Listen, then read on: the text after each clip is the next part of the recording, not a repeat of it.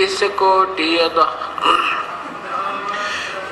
88 उतर भव जल पारा कट है इनकी फांसी 33 कोटि अदारा ध्यान से 88 उतर भव जल पारा कट है यम की फांसी सत्साही कर चोरों विनती करूं धरूं चरण पर शीश गुरु राम देवानंद जी महाराज ने दिया नाम बख्शीश कोटि कोटि सिजदा करूं कोटि कोटि प्रणाम चरण कमल में राखियो मैं बंदी जम गुलाम अवगुण किए तो बहुत किए करत न मनिहारे बावे बंदा बख्श दियो बावे गर्दन उतार अवगुण मेरे बाप जी बख्शो गरीब नवाज जो मैं पूत कपूत हूँ बोर पिता कुछ मैं अपराधी जन्म का नक्शक बरे विकार तुम दाता दुखी भंजना मेरी कर सवार कुत्ता तेरे दरबार का मोतिया मेरा नाम गले प्रेम की जेवड़ी जाखें चो जाऊं तो करो तो बावड़ू दूर दूर करो तो जाऊं जो राखो तो ही रहूं जो देव सुख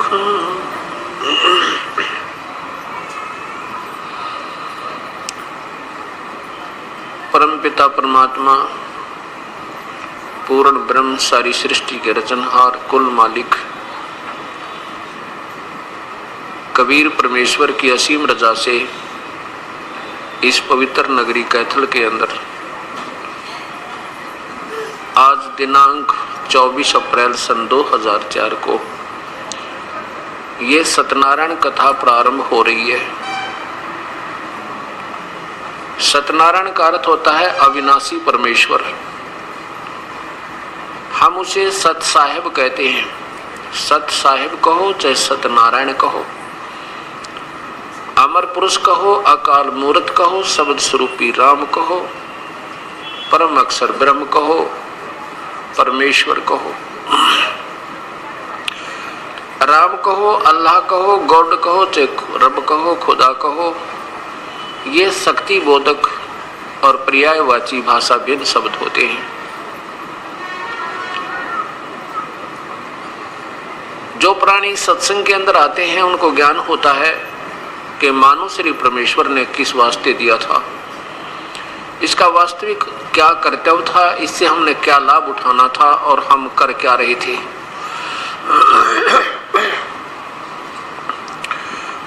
जब तक हम सत्संग नहीं सुनते हैं तो हम अपने दैनिक कार्य को जो समाज के अंदर रहकर कर रहे होते हैं उसी को सर्वस्व मानकर और उसमें तन मन धन से लगे हुए होते हैं।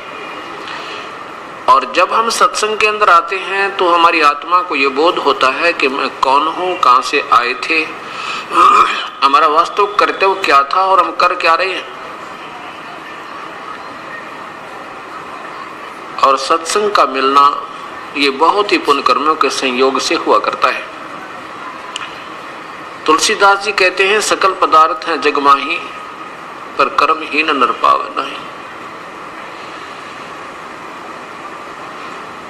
और जो पुण्यात्मा प्रभु की तड़फ में तलाश में लगी हुई हैं तो उन्होंने कोई ना कोई अपना भक्ति मार्ग अपना भी रखा है, और जो भक्ति बिल्कुल नहीं कर रहे हैं वो अपने दैनिक क्रिया को जैसा भी उनको समाज से मालूम हुआ उसको करते हुए अपने जीवन को वही तक सीमित रखे हुए हैं। परमात्मा क्या बताते हैं? पूर्ण ब्रह्म वो स्वयं ही आते हैं अपने सतलोक से चलकर। सतलोक वो स्थान है जो कभी विनाश नहीं होता। वो सतलोक कहो, उसे सतधाम कहो, रथ धाम कहो, उसे अमर स्थान कहो, शाश्वतम स्थान कहो, सदा रहने वाला जिसका कभी विनाश नहीं होता। उस सतलोक से चल के वो पूर्ण ब्रह्म सतपुरुष स्वयं ही यहाँ काल के लोक में आते हैं। ये 21 ब्रह्मांड इस ज्योति निरंजन ब्रह्म अर्थात क्षर पुरुष के हैं, और यहाँ पर जितने प्राणी इस काल के साथ यहाँ 21 ब्रह्मांड में रह रहे हैं ये अपने मूल स्थान को भूल चुके हैं। अपना मूल स्थान ये नहीं है जिसमें हम रह रहे हैं। अपना मूल स्थान सतलोक है जहाँ से हम बिछुड़ कर आए हुए हैं, और जब तक हम वहां नहीं पहुंच लेंगे तब तक हमें कोई यहाँ का सुख हमें सुखी नहीं कर सकता। वो जानकारी हमें केवल परमेश्वर स्वयं आकर बता पाते हैं और कोई नहीं बता सकता। उस सतलोक के बारे में ना ब्रह्मा को मालूम, ना श्री विष्णु को मालूम, ना श्री शिव को मालूम, जो यहाँ के 3 लोक के अधीश्वर हैं, एक एक विभाग के मंत्री एक ब्रह्मांड के अंदर है।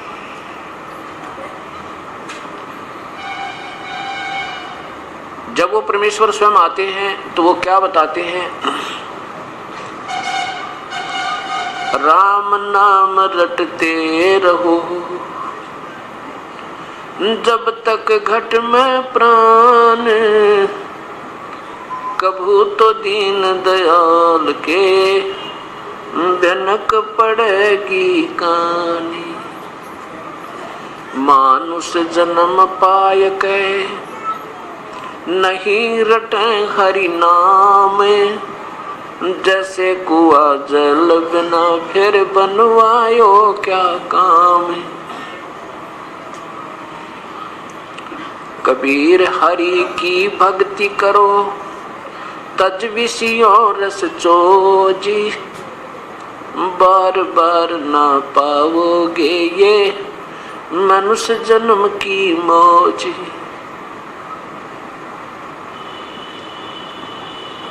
राम रटत कोडी भलो, चू चू पड़े जो चामे।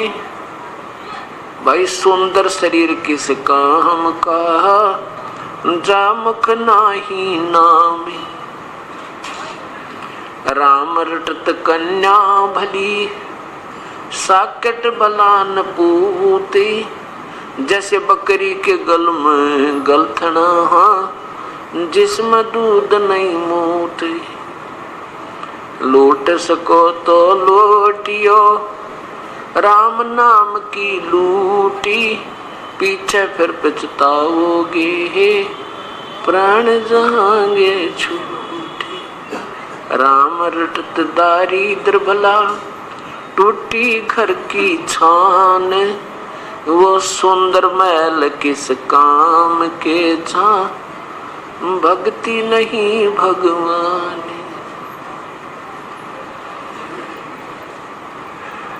परमपिता परमेश्वर